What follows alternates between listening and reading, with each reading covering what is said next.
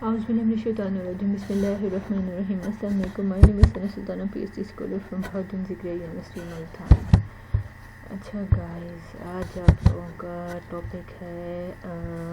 Topic है Euclidean algorithm and GCD. Euclidean algorithm में आप लोगों को पीछे डिटेल में इसके बारे में बता चुकी थी, तो अब मैं इतनी डिटेल में नहीं जाऊंगी। सिर्फ जीसीडी निकालना और ना इसके कुछ इंपॉर्टेंट रिजल्ट्स हैं वो हम लोग देखेंगे, और फिर इसको ये LCM GCD and LCM of two integers हम लोगों का ये है। यूक्लिडियन रिजल्ट में आप लोगों को प्रीवियस टॉपिक में बता चुकी थी।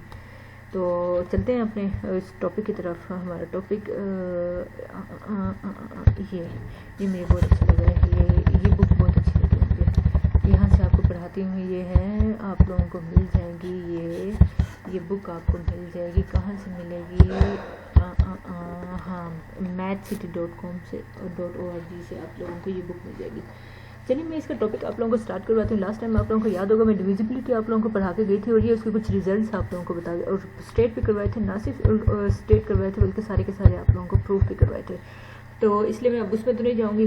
तो अब मैं आप लोगों को कॉमन डिवाइज़र, अपनी जो हमारे पास जो आज का टॉपिक है common divisor, greatest common divisor, वो देखेंगे। सबसे पहले तो आपको बता दें कॉमन डिवाइज़र क्या होता है, उसको ज़रा गौर से देखें। अगर आप लोगों ने डिवाइजिबिलिटी का कॉन्सेप्ट मेरा अच्छी तरह से समझ लिया तो ये वाला तो आप लोगों के लिए हलवा होगा। क्या कहता है ए और बी कोई भी दो पॉजिटिव इंटीजर्स हैं, okay, at least one of them is non zero, ठीक है, इनमें से कोई एक नॉन जीरो होगा, ओके, आगे चलो। वो कहता है an integer C is said to be common divisor. एक सी को मैं बोलूँगी कॉमन डिवाइज़र। कॉमन का मतलब क्या होता है? जो दोनों के पास हो, दोनों इंटीजर्स के पास हो। डिवाइजर का मतलब क्या है? ऐसा इंटीजर जो दोनों को डिवाइड कर जाए, हम उसे बोलेंगे common integer. C is called common integer of A and B if and only if, पहली बार सी ए को भी डिवाइड करे, सी बी को भी डिवाइड करे। अगर उसने ए और बी दोनों को डिवाइड कर दिया तो हम इसे बोलेंगे वाजिबा, आज से तेरा नाम क्या हो गया? Common divisor. जैसे कि हमारे पास 8 की वन है और 12 की वन है, तो हमने इनका कॉमन डिवाइज़र निकालना है। इसके दो तरीके हैं, आप या तो इनके सारे फैक्टर्स लिख दो, 8 के सारे फैक्टर्स लिख दो, 12 के सारे फैक्टर्स लिख दो, और फिर देखो इनमें क्या चीज़ कॉमन है। तो जो चीज़ कॉमन है आपको पता चल जाएगा। और इसी तरह हमारे पास एक और तरीका होता है जिसे हम डिवाइडेड वो यूक्लिडियन मेथड वाले तरीके से भी हम निकाल सकते हैं कॉमन डिवाइज़र। तो यहाँ आपको सारी टेक्निक बताऊंगी। इसको मैं कोशिश करूँगी आप लोगों को पेन पर ओहो मैंने एक PDF बनाया है, वो मैंने अभी तक आप लोगों को दिया ही नहीं है। अब मैं चलो खैर मैं ब्लूटूथ करने की कोशिश करती हूँ, साथ साथ उस PDF को आप लोगों के साथ शेयर करती हूँ। अच्छा, तो साथ साथ मैं अपना ये लेक्चर कंटिन्यू रखती हूँ। लेक्चर हमारे पास ये है कि अच्छा, तो अब हमारे पास है ग्रेटेस्ट कॉमन डिवाइज़र की मैं आपको डेफिनेशन बताती हूँ। ग्रेटेस्ट कॉमन डिवाइज़र की डेफिनेशन ये है कि हम लोगों ने क्या करना है, ए और बी कोई से दो पॉजिटिव इंटीजर्स हैं, at least one of them is non zero, इनमें से कोई एक जो है वो नॉन जीरो है। तो और positive integer D is called greatest common divisor. हम डी को बोलेंगे ग्रेटेस्ट कॉमन डिवाइज़र बोलेंगे। कब बोलेंगे वो अब ये बता रहा है। ये देखें ग्रेटेस्ट कॉमन डिवाइज़र की डेफिनेशन को और से देखें। ए और बी का ग्रेटेस्ट कॉमन डिवाइज़र आप लोगों ने पीछे पढ़ा था। आम कॉमन डिवाइज़र क्या होता है? ऐसा नंबर जो ए और बी दोनों को डिवाइड कर जाए, हम उसे बोलते हैं कॉमन डिवाइज़र। हाँ, कॉमन डिवाइज़र। अगर हो सकता है एक से ज़्यादा नंबर ए और बी को डिवाइड कर रहे हो, तो उनमें जो सबसे बड़े वाला नंबर है ना, हम उसे बोलते हैं ग्रेटेस्ट कॉमन डिवाइज़र। अब उसकी ज़रा डेफिनेशन तो देखो आप लोग। डेफिनेशन वो हमें ये कहता है, ये हमारे पास आ गया डॉक्यूमेंट हमारा, ये डॉक्यूमेंट है हमारे पास। अच्छा चलिए फिर ये जब तक खुलता है तब तक हम ये देखते हैं। अच्छा, तो ग्रेटेस्ट कॉमन डिवाइज़र की डेफिनेशन हमारे पास ये है कि जो डी है, जो ग्रेटेस्ट कॉमन डिवाइज़र को हम डी से डिनोट कर रहे हैं, डी ए को भी डिवाइड करेगा, ओके, डी बी को भी डिवाइड करेगा, okay. For any other common divisor, इस डी के अलावा अगर कोई और कॉमन डिवाइज़र होगा तो उसके बारे में बताया जा रहा है कि इसको ज़रा मैं नीचे कर देती हूँ। अच्छा, अगर कोई और कॉमन डिवाइज़र होगा, सपोज डेट मैं उसे सी से डिनोट करती हूँ, तो वो 100% डी को डिवाइड करेगा। इसका मतलब है कि अगर यही बात है, अगर वो ना सिर्फ जब वो हमने देख लिया कि हमने सबसे बड़े वाला देख लिया कि ये है, इसके अलावा अगर कोई और कॉमन डिवाइज़र ए और बी का निकल आया तो 100% वो क्या होगा, वो डी को भी डिवाइड करना चाहिए। एक तो ये बात। दूसरा वो कहता है ग्रेटेस्ट कॉमन डिवाइज़र का दूसरा नाम है हाईएस्ट कॉमन फैक्टर भी हम इसे बोलते हैं। और इसकी नोटेशन क्या होता है, ग्रेटेस्ट कॉमन डिवाइज़र की को डिनोट हम कैसे करते हैं, या तो इंग्लिश में लिख देते हैं GCD of A and B, या हम इसे इस तरह से ओपन ब्रैकेट जिसे हम पैरेंथेसिस के उसमें लिखते हैं, नोटेशन में लिखते हैं A, B, और फिर इसका कॉमन डिवाइज़र को हम D से डिनोट करते हैं। अच्छा, अब ये नीचे कुछ रिमार्क्स आ रहे हैं, इनको ज़रा गौर व फिक्र करते हैं, और फिर इसके बाद जब एग्जाम्पल्स आएंगे ना उनके ऊपर ओए बड़ी समझने वाली है, मुझे तो बड़ी इंटरेस्टिंग लगी है, आप लोगों को भी इंटरेस्ट लेके इसे पढ़िएगा, सीखिएगा। अच्छा, वो कहता है अगर A B को डिवाइड कर रहे हैं, ओके, देन A और B का जो GCD है इन दोनों में से कोई एक होगा। जैसे अभी ये देखें 2 और 4 का हमने GCD निकालना था, 2 4 का हमने GCD निकालना था, तो उसका आंसर निकला है 4। अच्छा जी, ठीक है, ठीक है, आगे चलो। GCD of 0 0 is not exist, और फिर यहाँ पे बता रहे हैं GCD of A B is equal to GCD of A mod and B mod. वो कहता है अगर आपने A और B का GCD निकालनी है, ये आगे यूज़ होगा, तो आप उसका आंसर और इन दोनों का मोड ले लो, उनका आंसर दोनों का जवाब सेम होता है। तो ये आगे जाके आपको दिखाऊंगी इंशाल्लाह। चलो आगे चलते हैं हम वापस। लेट A एंड B कोई से दो पॉजिटिव इंटीजर हैं, और कोई से दो पॉजिटिव इंटीजर हैं, integers at least one of them is non zero, ठीक है, आगे चलो। Then GCD of A and B exist and unique, तो ना सिर्फ एग्जिस्ट कर दिया बल्कि वो यूनिक है। ये थ्योरम यहाँ से ज़्यादा अच्छा इन्होंने बताया हुआ है, ये हम यहाँ से देखते हैं।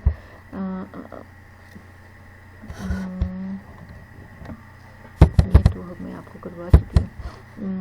डिविजिबिलिटी, ये कॉमन डिवाइज़र आ गया, कॉमन डिवाइज़र के बाद हमारे पास ग्रेटेस्ट कॉमन डिवाइज़र आ गया, डिनोमिनेशन इसकी आ गया, सब कुछ आ गया, ये एग्जांपल आ गया इसकी, और एग्जांपल आ गया डायरेक्ट, इसका थ्योरम भी तो था मेरे ख्याल से ये आया थ्योरम कि जो common divisor of two integer is unique, हमने उसे यूनिक शो करना है।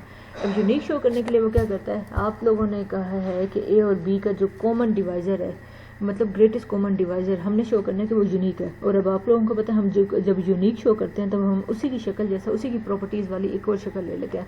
मतलब ये है कि हम A B का GCD greatest common divisor D को भी कह रहे हैं, A B का GCD एक और नंबर C को भी बोल रहे हैं। अब हमने ये शो करना है कि D और C दोनों को इक्वल शो करना है। अच्छा चलो ठीक है, आओ ज़रा इधर आओ, ज़रा डेफिनेशन देखो।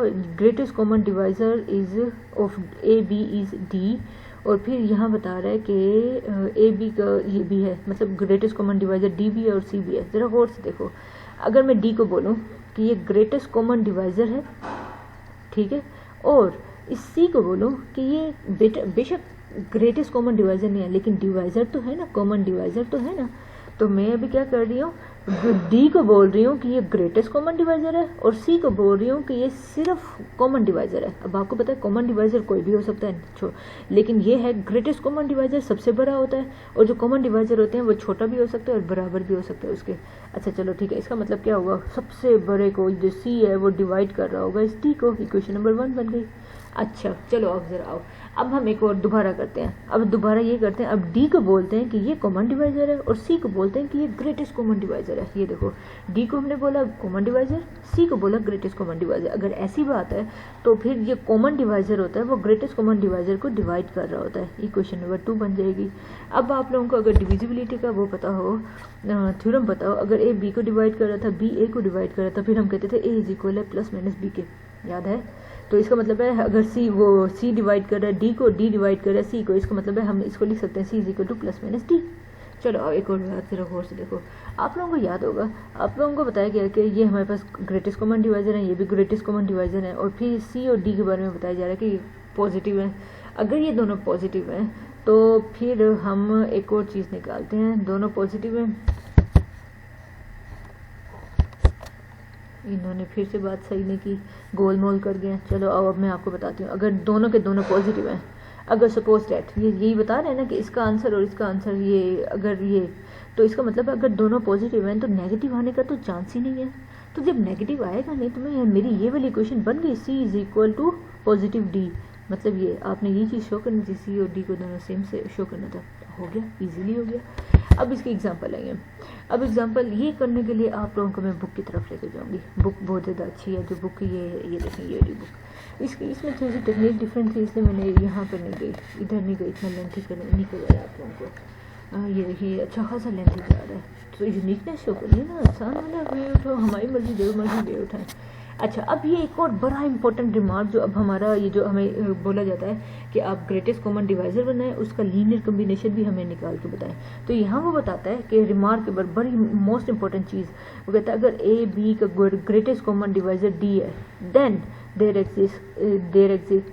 Exist X and Y such that this condition this linear combination hold.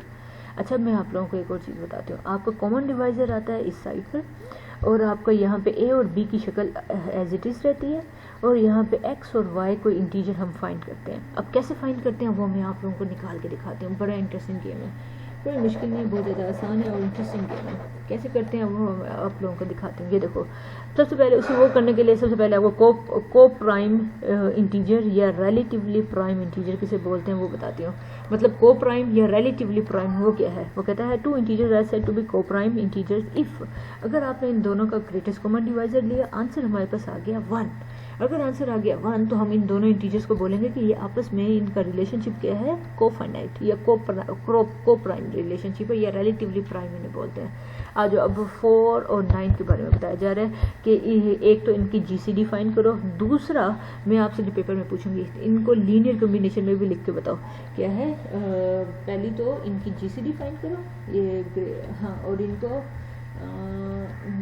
सवाल क्या है, हाँ सबसे पहले इनकी जीसीडी फाइंड करो, express as a linear combination of these two number, इन दोनों का लीनियर कम्बिनेशन में भी इन्हें एक्सप्रेस करके बताओ। अब कैसे करके बताती हूँ वो आओ इधर आओ, मैंने पकड़ा है पेन कॉपी,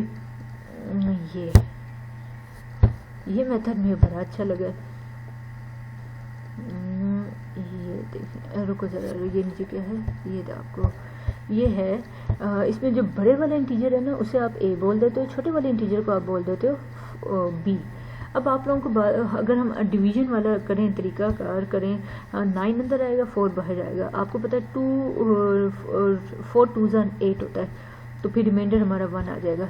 तो ये देखो 4 2 8 और ये रिमाइंडर ये कैसे आया है, ये मैं आपको नेक्स्ट एग्जांपल्स में बताऊंगी। अभी आप इसे ज़रा देख लें, हमारी ये इक्वेशन बन जाएगी। 9 को हम इस तरह से लिख सकते हैं।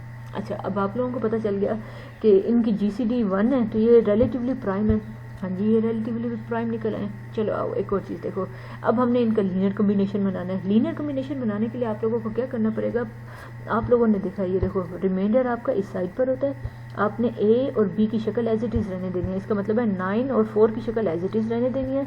जैसे ये देखें, ये 9 को भी आपने चेंज नहीं करना, 4 को भी आपने चेंज नहीं करना, 1 आपका इस साइड पर आना चाहिए। तो 1 को यहीं पे रहने दो, और ये इधर प्लस का है, उधर जाके माइनस का हो जाएगा। ये देखो ये आ गया, नीचे आ गया। अच्छा, अब आपने क्या करना है, ना 9 की शक्ल चेंज करनी है ना 4 की शक्ल चेंज करनी है। अब एक और काम करते हैं। अब आप लोगों को याद होगा हमारी इसकी शक्ल थी लीनियर कम्बिनेशन की, ax plus bx by is equal to D.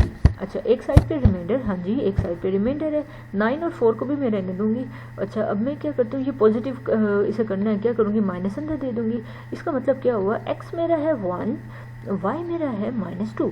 अच्छा, तो और ये हमारे पास आंसर निकल आया, और यही इसका लीनियर कम्बिनेशन था कि एक साइड पे आपका रिमाइंडर हो, दूसरी साइड पे a, उसके साथ कोई मल्टीपल ऑफ x, और फिर प्लस b, और फिर multiply of some integer y। अच्छा, अभी तक देखो, जैसे ये है हमारे पास, ये हमारे पास है क्वेश्चन। चलो मैं आप लोगों को जीसीडी लेके दिखाती हूँ। ये देखिए 13 और 6 की मैंने जीसीडी निकालनी है। आपने बड़े वाले इंटीजर को ए का नाम दिया, छोटे वाले को सी का इसका नाम दिया। 13 अंदर करो, 6 बाहर करो। अच्छा, फिर क्या हुआ, तो अब आपको पता है 6 2 12 होता है, रिमाइंडर हमारे पास आ गया 1। और अब आप लोगों को पता है ये इवन था, ये ओड था, ये रिलेटिवली प्राइम थे। तो ऐसे दो नंबर जिनका जीसीडी इज इक्वल टू 1 आ जाए तो वो रिलेटिवली प्राइम बन जाते हैं। अच्छा चलो ठीक है, अब आपको पता है लीनियर कम्बिनेशन क्या कहता है, हमारा रिमाइंडर एक साइड पर, बाकी जो कुछ है उसे बराबर के उस साइड पे फेंको। चलो आ जाओ भाई, फेंक देते हैं। और हमारे पास आ जाएगा ये आ जाएगा। अब आपने 13 को भी एज इट इज़ रहने देना है, 6 को भी एज इट इज़ रहने देना है। जैसे कि ये देखो ये अच्छा 1 बिल्कुल ठीक शक्ल। अब लेकिन ये बीच में प्लस होता है, माइनस नहीं होता। तो फिर अब आप इसे क्या करेंगे, आप ये 2 के पास दे देंगे। 13 अकेला नहीं होता, इसके साथ कुछ ना कुछ मल्टीप्लाई हो रहा है। अब आपको पता है जिसके साथ कुछ ना कुछ नहीं होता उसके साथ 1 होता है। तो हमारा x पता चल गया 1 और मेरा y पता चल गया -2 और ये लीनियर कम्बिनेशन भी आ गया और आपने इन दोनों की जीसीडी भी फाइंड कर ली। आगे चलो। अच्छा अब देखो ये अगली एग्जांपल है, 24 और 7 आया। आपने 25 4 अंदर रखा, 7 बाहर रखा। अब आपको पता है 7 3 होता है 21 और 24 - 21 हो गया 3। अच्छा अब जब 7 बड़ा है और 3 छोटा है तो अब आता है 3 2 6 होता है और 7 - 6 ये हो गया 1। इसका मतलब है इसका रिमाइंडर जो है इनका जो ये आपस में रिलेटिवली प्राइम है। हाँ देख लो इनका जीसीडी 1 निकल आई है ना, तो ये रिलेटिवली प्राइम है क्योंकि ये देखो ये इवन है और ये ओड है। पक्का इनमें से कुछ कॉमन होना ही नहीं था, अगर कुछ कॉमन होगा तो वो सिर्फ और सिर्फ 1 होगा। तो ये रिलेटिवली ये को प्राइम निकल आया। तो अब इसे मैं लिख सकती हूँ, एक इक्वेशन बनेगी 24 = 7 × 3 + 3। ये देखो ये इसे इक्वेशन नंबर 1 का नाम दे दो और फिर इसकी भी इक्वेशन बनेगी 7 = 3 × 2 + 1। ये देखो इक्वेशन नंबर 2 बन गई। अब आपने क्या करना है, आपकी ये शक्ल तो आपके रिमाइंडर तो 1 है, इसका मतलब है 1 तो यहीं पे रहेगा, ये इधर प्लस का उधर जाके माइनस का हो जाएगा। अब आपने क्या करना है, ये जो आपकी इक्वेशन नंबर 1 में ये रिमाइंडर बचा हुआ है 3, इस 3 की वैल्यू निकाल के यहाँ पे 3 की वैल्यू पुट कर देनी है। यहाँ से इक्वेशन नंबर 1 से 3 की वैल्यू निकाल के कैसे निकलेगी, ये इधर प्लस का उधर जाके माइनस का हो जाएगा। तो वो जो 3 का आंसर होगा वो आपने पुट कर देना यहाँ पे। ये देखो 3 का आंसर भी देखो पुट कर दिया। ये इधर प्लस का, ये 24 - 7 3, ये देखो ये आ गया। अब आप जरा ब्रैकेट खोलो, ये देखें। अब रुके ये देखें, एक बात याद रखिएगा, ये जो आपकी ओरिजिनल शक्लें होती हैं 24 और 7, आपने 24 और 27 की शक्ल गुम होने नहीं देनी। अब ये देखो 2 को अगर मैंने इसे मल्टीप्लाई किया, ये मैंने पहले लिख दिया था लेकिन फिर मैंने इसको दोबारा इसी शक्ल में लिखा है क्योंकि ये मुझसे गलती हो गई। आपने 24 की शक्ल तो गुम कर दी, इसे गायब नहीं करना, 24 को रहने देना है। 24 × 2 इसे लिखें ऐसे और फिर माइनस माइनस प्लस। और अब देखो 7 को 2 से मल्टीप्लाई नहीं करना, 7 को 3 से मल्टीप्लाई करो ताकि 7 की शक्ल बरकरार रहे। अब 2 3 = 6, ये देखो 6 आ गया, माइनस माइनस प्लस हो गया। अब 7 और 7 आप कॉमन लेंगे तो 6 + 1 हो गया, ये भी 7 हो गया। अच्छा कहाँ, ये देखो ये एक साइड पे रिमाइंडर, एक साइड पे आपका ए और फिर ये बी और ये इनके साथ कुछ ना कुछ मल्टीप्लाई हो रहा है। अब आपको कैसे पता चलेगा ए कौन सा है बी कौन सा है? जो बड़े वाला होता है वो ए होता है, ए के साथ जो होता है वो एक्स होता है। तो एक्स आपका हो गया 2 और जो छोटे वाला होता है वो बी होता है, उसके साथ कौन है वाई। तो ये हमारे पास हो गया क्या हो गया, ये हमारे पास हो गया वाई। तो आपने लीनियर कम्बिनेशन भी निकाल लिया, आपने एक्स वाई भी निकाल लिया और आपने जीसीडी भी निकाल लिया। सेम इसी तरह अगली एग्जांपल करवाऊंगी। ये अब एग्जांपल आप लोग खुद कर लीजिएगा, सोल्यूशन मैंने आप लोगों के सामने मेंशन कर दिया। 34 और 4 को आप कीजिएगा। इसी तरह ये लीनियर कम्बिनेशन ज़रूर निकालिएगा, इनकी जीसीडी फाइंड। अच्छा, इसमें एक रिमार्केबल पॉइंट, ये बात बताने वाली। 34 और 4 आपने निकालना था, आपने इसे सिंप्लीफाई किया। 4 8 32, इन्हें सब्ट्रैक्ट किया, 2 आया। अब 4 बड़ा है 2 छोटा है, 4 अंदर आएगा 2 नीचे आएगा, तो ये हमारे पास 0 आ गया। जब रिमाइंडर 0 आ जाता है ना, तो ये वाली टर्म हमारे पास ये इक्वेशन नहीं बनती, तो आपका सिर्फ यही आपका रिमाइंडर होता है। तो इनका अगर कोई रिमाइंडर है तो वो सिर्फ और सिर्फ 2 है और आपकी इक्वेशन सिर्फ एक ही बनेगी। ये वाली इक्वेशन आपकी 0 वाली इक्वेशन नहीं बनती होती। तो बस ये आपने नहीं लिखना, ये आपका रिमाइंडर है, ये इधर प्लस का और उधर जाके माइनस का। ये देखो जीसीडी आपके निकल आई ये 2। अच्छा अब लीनियर कम्बिनेशन होना था तो 2 यहीं पे रहे और ये इधर प्लस का उधर जाके माइनस का हो जाएगा। ये देखो ये हो गया। अब माइनस इसको अंदर चला गया और यहाँ से ये देखो वाजी वाह एक्स भी निकल आया, वाई भी निकल आया, इनका लीनियर कम्बिनेशन भी निकल आया, इनकी जीसीडी भी निकल आई। और क्या चाहिए, अंधा क्या मांगे 2 आंखें। ये देखो चलो एक और अगली एग्जांपल है, मैंने इसको सिंप्लीफाई किया, इधर 0 आ गया तो ये वाली इक्वेशन तो नहीं बनेगी, बस यही वाली इक्वेशन बनेगी, वो हमने लिख दिया। 8 9 इतना और प्लस किया 4। अब 4 आपका रिमाइंडर है, ये जीसीडी आपकी 4 है, ये इधर प्लस का उधर जाके माइनस का हो जाएगा, ये हमारे पास आंसर आ जाएगा। ये देखो आ जाएगा। इसी तरह बाकी सारे जितने भी क्वेश्चन हैं वो सारे के सारे आप लोगों ने करने हैं। ये मैंने इनका यहाँ पे सोल्यूशन दे दिया, इसमें मुझसे थोड़ी सी मिस्टेक हो गई थी लेकिन मैंने इसे सही कर लिया। तो अब आप लोग इसे ये क्वेश्चन आप लोग कीजिएगा। इसी तरह ये वाला जो क्वेश्चन है 34 और 37 और 34 वाला, ये इसको ना देखिएगा, इसलिए अगले पेज पे मैंने इसका सही सोल्यूशन ये लिखा हुआ है। इक्वेशन 1 बनी, इक्वेशन 2 बनी, इक्वेशन 3 बनी, इक्वेशन 4 बनी। अब आपने क्या करना है, ये देखो इस वाली इक्वेशन में रिमाइंडर इक्वेशन आपका 1 है ना, 1 इस साइड पे, ये इधर प्लस का उधर जाके माइनस कर दे। तो और यहाँ पे 3 3 की वैल्यू यहाँ से निकाल के आप यहाँ पे पुट कर दोगे। फिर ये देखो सिंप्लीफाई कर रहा है और ये हमारे पास ये आंसर आ रहा है। इसी तरह आपने जो 37 और 34 को मेंटेन रखना है, बाकी इनकी शक्लें ये सारे आप लोग कीजिएगा। फिर भी कोई डिफिकल्टी हो तो आप लोगों ने क्लास में ड्यूरिंग लेक्चर मुझसे पूछना है, मैं आपको इंशाल्लाह इन चीज़ों के आंसर दूंगी। चलो ठीक है बच्चों, मैं इंशाल्लाह चलती हूँ, तब तक अपना बहुत ज़्यादा ख्याल रखिएगा। अल्लाह हाफिज़।